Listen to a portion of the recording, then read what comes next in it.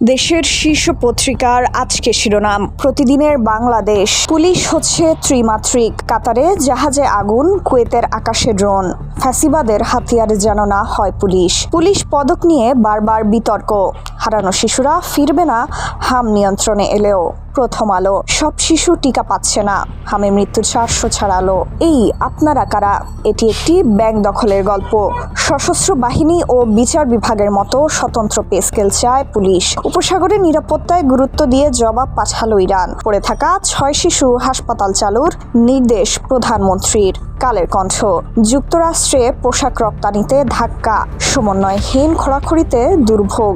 জনগণের শান্তি নিরাপত্তা নিশ্চিত করুন। আগে জনগণের নিরাপত্তা নিশ্চিত করতে হবে, এরপর উন্নয়ন। জামাত আমির, বিদ্যুতের মূল্যবৃদ্ধি আরও উস্কে দেবে মূল্যস্ফীতি। হামে শিশু মৃত্যু 400 ছাড়ালো।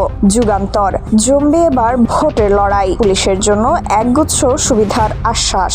রাজনীতির ধূমকেতু থালাপতি বিজয়ের শপথ, হস্তক্ষেপ চেয়ে ভারত চীনকে ঢাকার চিঠি।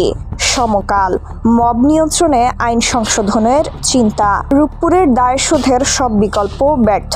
টিকা আমদানি কমাতে উৎপাদন সক্ষমতা বাড়ানোর উদ্যোগ। যুদ্ধের অবসান ও সমুদ্রে নিরাপত্তা চায় তেহরান। ইত্তেফাক, পুলিশ কোনো দলের নয়, আইন অনুযায়ী চলবে।